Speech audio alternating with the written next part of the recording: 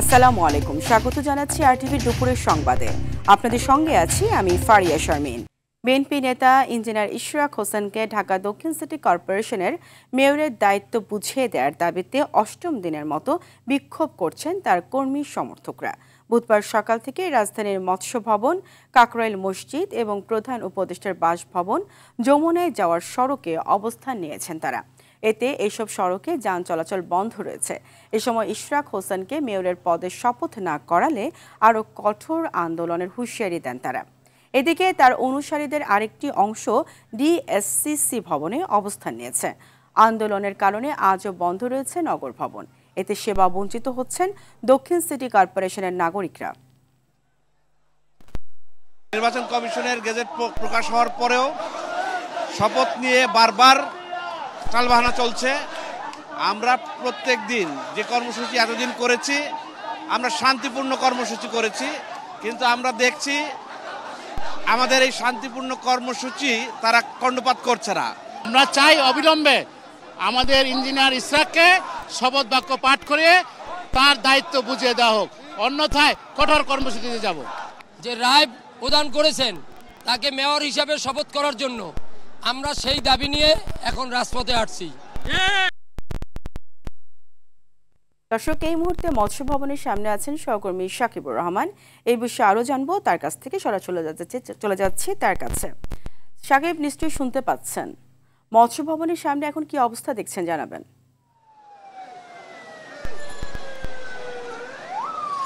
ফারিয়া, সকাল থেকে যে কর্মসূচি পালন করছিল সেই কর্মসূচি কিন্তু এখনো অব্যাহত রয়েছে। ইশরাক হোসেনের যে সমর্থকরা যারা রয়েছেন, বিশেষ করে ঢাকা দক্ষিণ সিটি কর্পোরেশনের বাসিন্দা, তারা কিন্তু মৎস্য ভবনের পুরো এলাকা তারা এখানে ব্লকেট করে রেখেছেন। মৎস্য ভবন থেকে শুরু করে প্রধান উপদেষ্টার বাসভবনের যে রাস্তাটি রয়েছে কাকরাইল মোড় পর্যন্ত পুরো রাস্তায় তারা অবস্থান নিয়ে বিভিন্ন স্লোগান দিচ্ছেন এবং ইশরাক হোসেনকে দ্রুত মেয়রের পদে বসানোর জন্য যে শপথ, সেই শপথ নেওয়ার দাবি তারা করেছেন। এবং বিশেষ করে তারা বলছেন যে তাদের দাবি যদি না মানানো হয়, পুরো দক্ষিণ সিটির অঞ্চল তারা ব্লকেট কর্মসূচির মতো কঠিন কর্মসূচি তারা ঘোষণা করবেন। এবং বিশেষ করে এই যে ইশরাক হোসেনের সমর্থক, তারা কিন্তু বিগত 8 দিন যাবৎ এই দাবি নিয়ে তারা আন্দোলন করছেন। এই কয়েকদিন দক্ষিণ সিটি কর্পোরেশনের সামনে অবস্থান নিলেও আজকে কিন্তু তারা অবস্থান নিয়েছেন মৎস্য ভবন মোড়ে। এবং এই মৎস্য ভবন মোড়ের পাশাপাশি কিন্তু দক্ষিণ সিটি কর্পোরেশনেও একটি অংশ তারা ওখানে রয়েছেন। বিশেষ করে গতকালকে যখন তারা ঘোষণা দিয়েছিলেন দক্ষিণ সিটির কর্মচারীরা, বিশেষ করে যে তারা বিভিন্ন ধরনের যে সেবামূলক কাজ রয়েছে সেগুলো তারা বন্ধ রাখবে, সেটি কিন্তু আজকে বন্ধ রয়েছে। সকালবেলা কিন্তু মশার যে ওষুধ ছিটানো সেটি তারা বন্ধ রেখেছেন, সড়ক পরিষ্কারের কাজ তারা বন্ধ রেখেছেন এবং বিকেলবেলা মশার যে ফগার মেশিন দিয়ে ধোয়া দেওয়া হয় সেটিও তারা বন্ধ রাখবেন। বলছেন যে আসলে বিগত কয়েক মাস ধরে যখন এখানে প্রশাসক এসেছেন, প্রশাসক আসার পরে আসলে কর্মচারীদের কোনো ধরনের দাবি দেওয়া বা তাদের দিকে খেয়াল রাখা হয়নি। সেই কারণে কিন্তু কর্মচারীরা চাচ্ছেন যে এখানে একজন মেয়র বসুক, মেয়র বসলে পরে তারা তাদের যে সকল দাবিগুলো রয়েছে সেগুলো তারা পাবেন, তাদের দিকে খেয়াল রাখা হবে। পাশাপাশি যে দক্ষিণ সিটির সর্বস্তরের মানুষ রয়েছেন তারাও চাচ্ছেন যে দ্রুত সময়ের মধ্যে ইশরাক হোসেনকে তার পদে বসানো হোক, তাকে শপথ পাঠ করানো হোক এবং যতক্ষণ না দাবি মানা হবে ততক্ষণ পর্যন্ত তারা অবস্থান করবেন বলে আমাদেরকে জানিয়েছে। তো এই ছিল আমার কাছে মৎস্য ভবন থেকে সর্বশেষ। ফারিয়া। সাকিব, আপনাকে ধন্যবাদ। স্থানীয় সরকার, পল্লী উন্নয়ন ও সমবায় উপদেষ্টা আসিফ মাহমুদ এবং তথ্য উপদেষ্টা মাহফুজ আলমের পদত্যাগ চেয়েছেন বিএনপি নেতা ইশরাক হোসেন। সামাজিক যোগাযোগ মাধ্যম ফেসবুকে দেয়া এক পোস্টে এই আহ্বান জানান তিনি। পোস্টে ইশরাক হোসেন লেখেন, গণতান্ত্রিক ভাষায় রাজনৈতিক শিষ্টাচার মেনে যৌক্তিক কারণে উপদেষ্টা আসিফ মাহমুদ ও উপদেষ্টা মাহফুজ আলমকে অন্তর্বর্তীকালীন সরকারের সব দায়িত্ব থেকে পদত্যাগের আহ্বান জানান। এতে বর্তমান সরকারের নিরপেক্ষতার ইমেজই বাড়বে বলেও মনে করেন তিনি। এখনও মনে করি, সরাসরি রাজনীতিতে যোগ দিয়ে দলীয় ও সাংগঠনিক কাজ করে অভিজ্ঞতা অর্জন করতে পারলে দেশ ও জনগণকে আপনারা আরও ভালো কিছু দিতে পারবেন। এদিকে মেয়র পদে ইশরাক হোসেন শপথ নিতে পারবেন কিনা এই বিষয়ে করা রিটের আদেশের জন্য আগামীকাল দিন ধার্য করেছেন আদালত।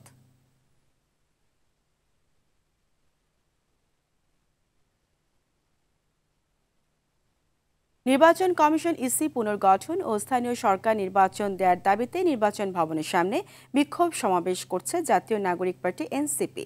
রাজধানীর আগারগাঁওয়ে নির্বাচন কমিশন কার্যালয়ের সামনে দুপুর 12টায় শুরু হয় কর্মসূচি।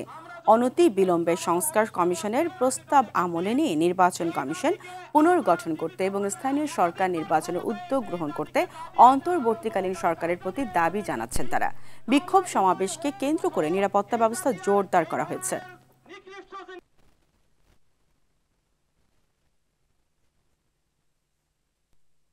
এই দেশের মধ্যে আবারও পুনর্বাসিত হতে যাচ্ছে। দেশবাসীকে আমি আহ্বান জানাবো, আপনারা সবাই সবার জায়গায় সচেতন হন। দর্শক, এই মুহূর্তে নির্বাচন কমিশনের সামনে আছেন আমাদের সহকর্মী শাকিলা করিম। আমরা চলে যাচ্ছি তার কাছে। শাকিলা, এনসিপির কর্মসূচি সম্পর্কে জানবো আপনার কাছ থেকে।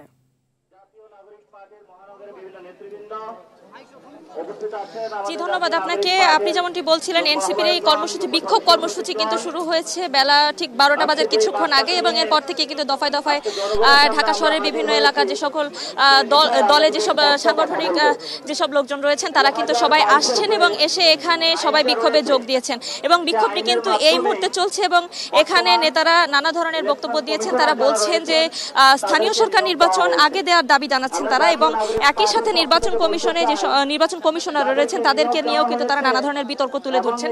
এবং এই মুহূর্তে কিন্তু এখন কথা বলছেন এনসিপির নেতা নাসিরউদ্দিন পাটোয়ারি। আমরা একটু তার বক্তব্যের অংশ বিশেষ শোনানোর একটু চেষ্টা করব। প্রথম দাবি হলো ইসিকে পুনর্গঠন করতে হবে। কেন ইসিকে পুনর্গঠন করতে হবে? গত কয়েক মাস আমরা লক্ষ্য করেছি ইসি একটি সাংবিধানিক প্রতিষ্ঠান, কিন্তু সাংবিধানিক প্রতিষ্ঠানিকের জায়গায় তারা কথা না বলে একটি নির্দিষ্ট দলের মুখপত্রের ভূমিকায় তারা পালন করেছে, যেটা বাংলাদেশের জন্য একটি লজ্জা। বাংলাদেশকে গণতান্ত্রিক প্রক্রিয়ায় নেওয়ার জন্য, মানুষের ভোটাধিকার ফিরিয়ে দেওয়ার জন্য জাতীয় নির্বাচন যে কমিশন রয়েছে এটি একটি অনন্য প্রতিষ্ঠান। এই প্রতিষ্ঠানকে যদি আমরা ঠিক করতে না পারি, ভবিষ্যতে বাংলাদেশে কোনো সুষ্ঠু ইলেকশন হবে বলে আমরা আশা করি না। এই জন্য সুষ্ঠু ইলেকশনের জন্য, গণতান্ত্রিক প্রক্রিয়ায় বাংলাদেশকে ফিরিয়ে নেবার জন্য ইলেকশন কমিশনকে অবশ্যই পুনর্গঠন করতে হবে। এবং এই ইলেকশন কমিশনের প্রথম কেস হিসাবে আমরা ধরে নিব জাতীয় ইলেকশনের আগে স্থানীয় সরকার ইলেকশন। যদি স্থানীয় সরকার ইলেকশন তারা সুন্দরভাবে সক্ষমতার পরিচয় দিয়ে আয়োজন করতে পারবে, তাহলে আমরা মনে করব এই ইসির ফিটনেস রয়েছে জাতীয় সংসদ নির্বাচনের জন্য। কিন্তু এই ফিটনেস ছাড়া, পরীক্ষা করা ছাড়া জাতীয় নির্বাচনের জন্য গত 15 বছরে শেখ হাসিনা ফ্যাসিস্ট খুনি এই নির্বাচন কমিশন সাংবিধানিক প্রতিষ্ঠানকে যেভাবে নষ্ট করেছে, এটাকে যদি পুনর্গঠন সক্ষমতার পরিচয় যদি আমরা নির্ণয় না করি এবং বিভিন্ন দলের যারা মুখপাত্র হিসাবে ভূমিকা পালন করছে তাদেরকে যদি পুনর্গঠন না করে সেই ইলেকশনে যাওয়া হয়, এইসির অধীনে জাতীয় নাগরিক পার্টি ইলেকশনে অংশগ্রহণ করবে না ইনশাআল্লাহ। আমরা দৃঢ় কণ্ঠে বলতে চাই, ইলেকশন কমিশনে আমরা কয়েকদিন আগে এসেছিলাম, রকিবউদ্দিন থেকে শুরু করে সাজানো নাটক মঞ্চস্থ করে, হুদা কমিশনের মঞ্চস্থ করে বাংলাদেশের মানুষের ভোটাধিকার কেড়ে নেওয়া হয়েছিল। বাংলাদেশের মানুষের দামি ইলেকশনের মাধ্যমে গণতান্ত্রিক প্রক্রিয়ার উপরে ছুরি চালানো হয়েছিল। কিন্তু আমরা দেখতে পাচ্ছি তারা এখন দিব্যি ঘুরে বেড়াচ্ছে, আইনের আওতায় তাদেরকে এখনো আনা হচ্ছে না। নির্বাচন কমিশনের যেই সকল কমিশনারগণ গত 15 বছরে এই সকল খুনি ফ্যাসিস্ট হাসিনা রিজিমের সাথে অংশগ্রহণ ছিল, তাদেরকে আমরা দ্রুত গতিতে আইনের আওতায় আনার জন্য সরকারকে আহ্বান জানাচ্ছি। দর্শক, আমরা এতক্ষণ আমাদের সহকর্মী শাকিলা করিমের মাধ্যমে শুনছিলাম এনসিপি নেতা নাসিরউদ্দিন পাটোয়ারির বক্তব্যের অংশবিশেষ। চলে যাচ্ছি পরবর্তী সংবাদে।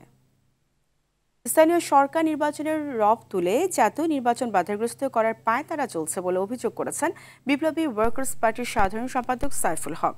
বলেন নানা মোড়কে নতুন করে ফেসিবাদ চাপিয়ে দেওয়া হচ্ছে। অন্তর্বর্তী সরকার অভ্যুত্থান বিসর্জনের পরিস্থিতি নিজেরাই তৈরি করছে বলেও মন্তব্য করেন সাইফুল হক। জাতীয় প্রেস ক্লাবে নিজের লেখা ফেসিবাদ গণ অভ্যুত্থান বিপ্লব ও সংবিধান বিতর্ক শীর্ষক বইয়ের প্রকাশনা উপলক্ষে আয়োজিত আলোচনা সভায় তিনি এসব কথা বলেন। এই সময় নাগরিক ঐক্যের সভাপতি মাহমুদুর রহমান মান্না বলেন, সরকারের কর্মকাণ্ডে পুরো দেশের মধ্যে একটি সংশয় অনিশ্চয়তা তৈরি হয়েছে। এখন দেখছি সেই এজেন্ডার বাইরে যে এখন আপনি বলছেন জাতীয় নির্বাচনের আগে নাকি স্থানীয় সরকার নির্বাচন করতে হবে। 16 বছর ধরে আমাদের লড়াইটা কি হয়েছে স্থানীয় নির্বাচনের জন্য? আপনারা কি মনে করেন? নিশ্চয়ই সেটা না। 16 বছরের লড়াইটা হচ্ছে গণতন্ত্রের জন্য, ভোটাধিকারের জন্য। সিকিউরিটি অ্যাডভাইজার আর্মির উপরে কন্ট্রোল নেওয়ার জন্য বিশেষভাবে নাকি চেষ্টিত আছেন। জানি না, এগুলো মানুষের মধ্যে গুজব বলেন, সংশয় বলেন, সেগুলো তো তৈরি হয়েছে। তার মানে পুরা দেশের মধ্যে একটা সংশয়, সন্দেহ, অবিশ্বাস, অনাস্থা তৈরি হয়ে যাচ্ছে।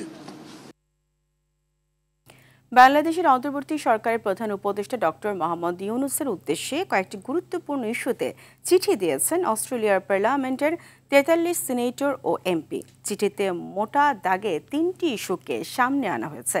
জরুরি ভিত্তিতে সুনির্দিষ্ট নির্বাচনী রোডম্যাপ ঘোষণা, জুলাই অভ্যুত্থানের ভুক্তভোগীদের ন্যায় বিচার নিশ্চিত করা এবং র্যাপিড অ্যাকশন ব্যাটালিয়ন ভেঙে ফেলা। তারা বলেন, এসব কাজ করতে বিলম্ব বা অস্পষ্টতা জনসাধারণের অবিশ্বাসকে আরও গভীর করবে এবং দেশের গণতান্ত্রিক ভবিষ্যৎকে বিপন্ন করবে। ইমেইল বার্তার মাধ্যমে প্রধান উপদেষ্টার কাছে চিঠি দেওয়া হয়েছে বলে জানা গেছে।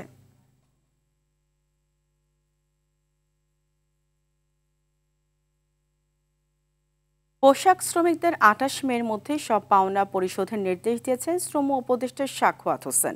তিনি জানান, টিএনজেড, মাহবুব গার্মেন্টস সহ যেসব প্রতিষ্ঠানের মালিকের কাছে শ্রমিকের টাকা পাওনা আছে তারা 28 মের মধ্যে পরিশোধ না করলে দেশে বিদেশে যেখানেই থাকুক আটক করা হবে।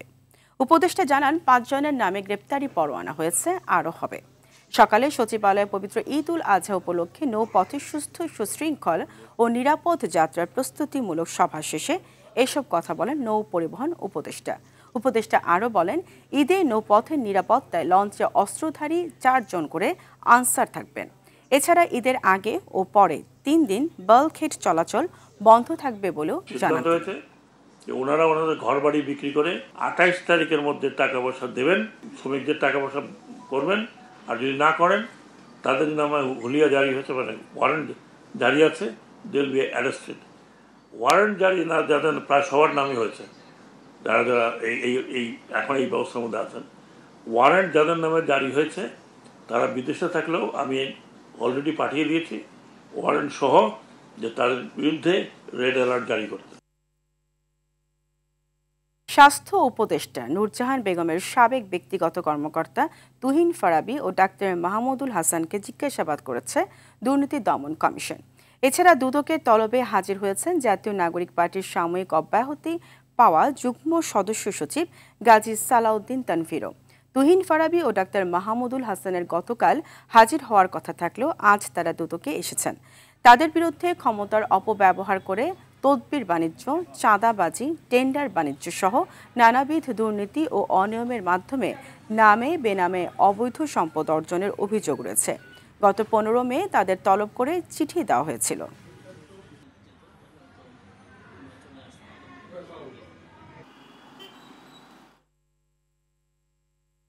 একটি সমতা ভিত্তিক এবং কল্যাণমুখী রাষ্ট্র গঠনে আগামী বাজেটে নীতি সহায়তা দেবে সরকার। এর মাধ্যমে মূল্যস্ফীতির লাগাম টেনে জনগণকে স্বস্তিতে ফেরানো সম্ভব হবে বলে মনে করেন অর্থ উপদেষ্টা। আরটিভিকে দেওয়া সাক্ষাৎকারে সালেউদ্দিন বলেন, বিনিয়োগ বাড়াতে অবকাঠামো উন্নয়নের পাশাপাশি লেভেল প্লেইং ফিল্ডের মাধ্যমে ব্যবসায় গতি ফিরিয়ে আনা হবে। বিস্তারিত তৌহিদুর রহমানের রিপোর্টে। জুলাই অভ্যুত্থানের পর অর্থনীতিকে মজবুত ভিত্তির উপর দাঁড় করাতে নানা কর্মসূচি হাতে নিয়েছে অন্তর্বর্তী সরকার। এর কিছুটা সুফলও মিলছিল, কিন্তু যুক্তরাষ্ট্রের ট্যারিফ, ভারতের সাথে বাণিজ্যে টানাপোড়েন নতুন করে শঙ্কা তৈরি হয়েছে। এমন বাস্তবতায় আসছে 2রা জুন ঘোষণা হতে যাচ্ছে অন্তর্বর্তী সরকারের প্রথম বাজেট। কেমন হতে যাচ্ছে 2025-26 অর্থবছরের বাজেট, এমন প্রশ্নের খোলামেলা উত্তর দেন অর্থ উপদেষ্টা। জানান, সাধারণ মানুষের কষ্ট কমাতে দেয়া হবে নীতি সহায়তা। এখন পর্যন্ত যেটা গ্রোথ হয়েছে 7% বলে সাধারণ মানুষ কিন্তু এটা অনেক ফলটা পায় না।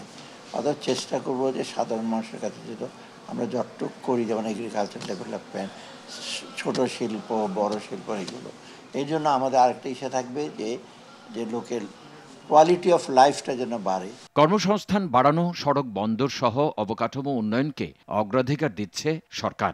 আমাদের যত সব সার্ভিস সেক্টর, মানে সেবামূলক এসে লজিস্টিক্স, পোর্ট, রাস্তাঘাট, তারপরে আইটি টেকনোলজি, এগুলি ডেভেলপ না করে কিন্তু ইন্ডাস্ট্রিও হবে না, বাড়বে না। সাথে সাথে আমরা চেষ্টা সোশ্যাল সার্ভিস সেক্টর এইবার আমরা চেষ্টা করব, হয়তো খুব বেশি পারবে না, শিক্ষা, স্বাস্থ্য এবং সামাজিক নিরাপত্তা কিছুটা আমরা বাড়াবো, মার্জিনালি বাড়বে।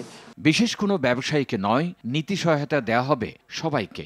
আমরা চাচ্ছি যে প্রাইভেট সেক্টর লেড গ্রোথ হবে, ওরা আসবে, কিন্তু ওখানে কতগুলো আমাদের ইসে আছে শর্ত, যে ওদেরকে কম্পিটিটিভ হতে হবে, লেভেল প্লেইং ফিল্ড কাজ করতে হবে ওদের।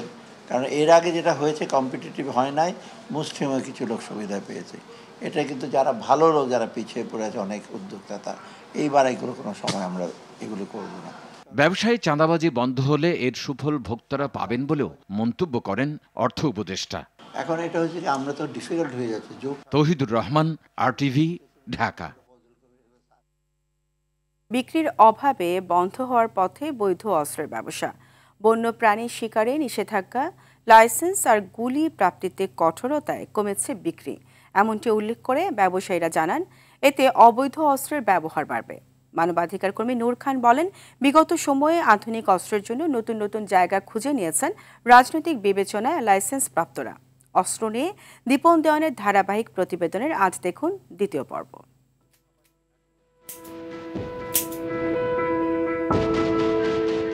বাংলাদেশে 8 জন অস্ত্র আমদানিকারক এবং 84 জন ডিলার রয়েছে। যারা অস্ত্রের লাইসেন্স পান তারা এসব দোকান থেকে জার্মান, ইটালি সহ বিভিন্ন দেশের তৈরি নানা রকম অস্ত্র কিনে থাকেন। পুরি উঠে ঢুকে গেল, এই ফাইট করে, আবার একটাবার, আবার এরপর 8 বার দেবেন, 8টা গুলি চলে যাবে। এইটাও বন্ধু, দেখতে ভয়ানক লাগে, এটা ভয় দেখানোর জন্যই তৈরি করছে আর কি। এইটাই আপনার 6টা গুলি আসে। 2016 সালের আগে যেখানে প্রতিদিন বিক্রি হতো কয়েকটি অস্ত্র, সেখানে বর্তমানে 6 মাসেও বিক্রি হয় না একটি। মাসে 5 লাখ টাকার আয় নেমেছে 5,000 টাকায়।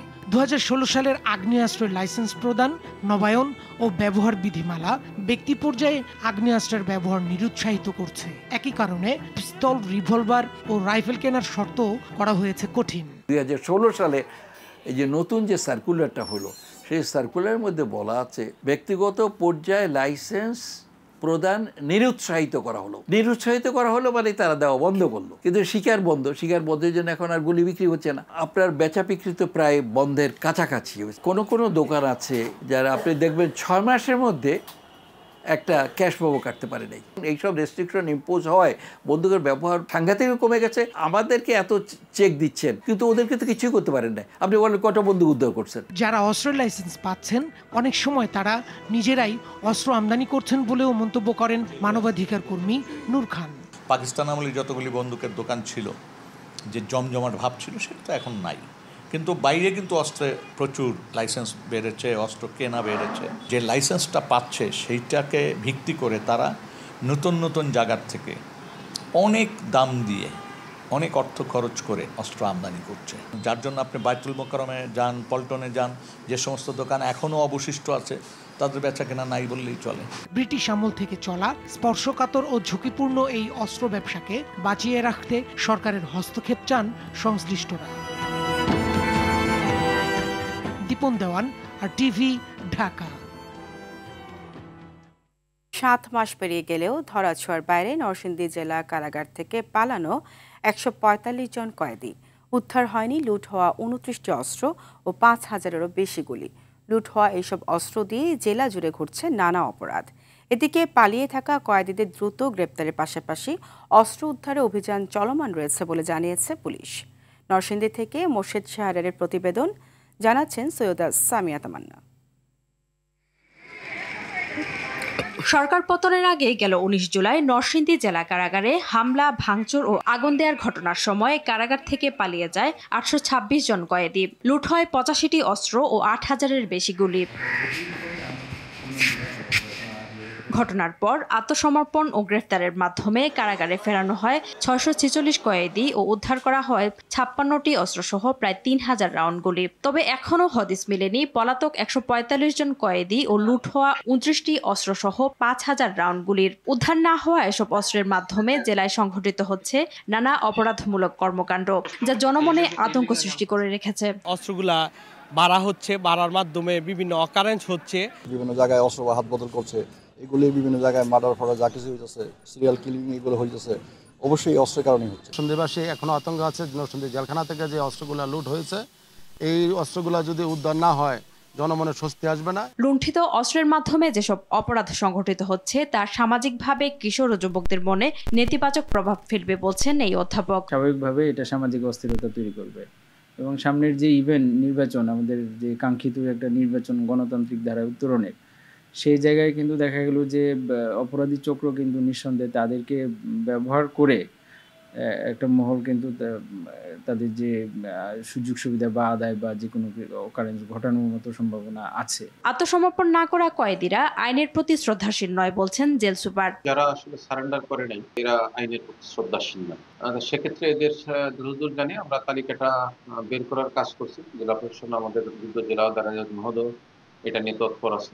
আর অতিরিক্ত পুলিশ সুপার জানান, পলাতকদের গ্রেফতারে অভিযান চলমান। অবশিষ্ট যে অস্ত্রগুলো আছে এবং যারা পলাতক আছে তাদের অস্ত্র উদ্ধার এবং নিয়মিত যারা পলাতক আছে তাদেরকে গ্রেফতারের জন্য আমাদের অভিযান অব্যাহত আছে। এটা তো অবশ্যই সত্য, একটা অস্ত্র যদি বাইরে থাকে তাহলে আইনশৃঙ্খলা পরিস্থিতি আইনশৃঙ্খলার জন্য একটু খারাপ অবস্থায় যায়, এই কারণে আমাদের অভিযান অব্যাহত আছে। ঝুঁকি এড়াতে দ্রুত পলাতক কয়েদিদের গ্রেফতার ও লুটের অস্ত্র উদ্ধারের দাবি জানিয়েছে জেলাবাসী।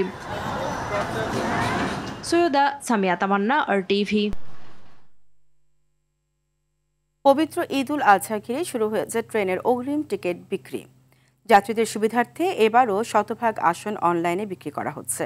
রেল কর্তৃপক্ষ জানিয়েছে, পশ্চিমাঞ্চলে চলাচলের সব আন্তনগর ট্রেনের টিকিট সকাল ৮টায় বিক্রি শুরু হয়েছে, আর পূর্বাঞ্চলের ট্রেনের টিকিট বিক্রি শুরু হয়েছে 2টায়। ঈদের আগে আন্তনগর ট্রেনের 31 মে তারিখের টিকিট বিক্রি হচ্ছে আজ। এছাড়া 1 জনের টিকিট 22 মে, 2 জনের টিকিট 23 মে, 3 জনের টিকিট 24 মে, 4 জনের টিকিট 25 মে, 5 জনের টিকিট 26 মে এবং 6 জনের টিকিট বিক্রি হবে 27 মে। ঈদের পরে ফিরতি যাত্রার টিকিট বিক্রি শুরু হবে 30 মে থেকে। টিকিট ছাড়া মাত্র 2 মিনিটের মধ্যে শেষ হয়ে যায়। এটা আসলে আমরা প্রচুর যাত্রী হিসেবে হতাশ, কারণ এইভাবে আমরা টিকিট কেটে কোথাও যেতে পারি না। ন্যাশনাল লাইফ ইন্স্যুরেন্স আন্তর্জাতিক সংবাদ। পাকিস্তানের শক্তিশালী বিস্ফোরণে নিহত হয়েছে 3 শিশুসহ অন্তত 5 জন। ঘটনায় আহত হয়েছে আরও বেশ কয়েকজন। বিস্ফোরণের তীব্রতার কারণে মৃতের সংখ্যা আরও বাড়ার আশঙ্কা করা হচ্ছে। বুধবার সকালে দেশটির বেলুচিস্তান প্রদেশের একটি স্কুল বাসে আত্মঘাতী হামলাকারীদের বোমা হামলায় এই হতাহতের ঘটনা ঘটে। পাকিস্তানের আন্তঃবাহিনী জনসংযোগ পরিদপ্তর জানায়, বেলুচিস্তানের খুজতার জেলায় শিক্ষার্থীদের বহনকারী বাসে বিস্ফোরণ চালানো হয়। এই সময় বাসটিতে করে স্কুলে যাচ্ছিল শিশুরা। আহতদের চিকিৎসার জন্য স্থানীয় হাসপাতালে নেওয়া হয়েছে। কর্তৃপক্ষ ঘটনাস্থল থেকে প্রমাণ সংগ্রহের জন্য এলাকাটি ঘিরে রেখেছে। দেশটির স্বরাষ্ট্রমন্ত্রী মহসিন নকভি এই হামলার তীব্র নিন্দা জানিয়েছেন এবং নিরীহ প্রাণহানির জন্য গভীর শোক ও সমবেদনা প্রকাশ করেছেন। শেষ খবর পাওয়া পর্যন্ত হামলার দায় এখনও কেউ স্বীকার করেনি।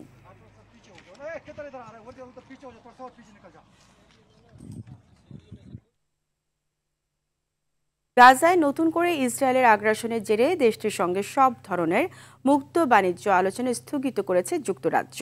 এই হামলাকে অসহনীয় আখ্যা দিয়ে ইসরায়েলি রাষ্ট্রদূতকেও তলব করেছে দেশটি। গাজার বিপর্যয় এমন পর্যায়ে পৌঁছেছে যা সহ্য করার মতো না, এমন মন্তব্য করেছেন যুক্তরাজ্যের প্রধানমন্ত্রী কিয়ার স্টারমার। এদিকে গাজার বিপর্যয়কর পরিস্থিতির প্রেক্ষাপটে ইসরায়েলের সঙ্গে রাজনৈতিক ও অর্থনৈতিক সম্পর্ক রাখবে কিনা পর্যালোচনা করার ঘোষণা দিয়েছে ইউরোপীয় ইউনিয়ন। ইসরায়েলের অনাহার নীতির ফলে গেল 2 মার্চ থেকে গাজায় মৃত্যুবরণ করেছে অন্তত 326 ফিলিস্তিনি। জাতিসংঘ বলছে, ইসরায়েল সীমিত আকারে মানবিক সহায়তা শুরু করার অনুমতি দেওয়ার একদিন পরেও গাজায় কোনো ত্রাণ বিতরণ করা হয়নি, ফলে সেখানে দুর্ভিক্ষের মুখে পড়েছেন বহু মানুষ। সৃষ্টি হয়েছে মানবিক সংকট।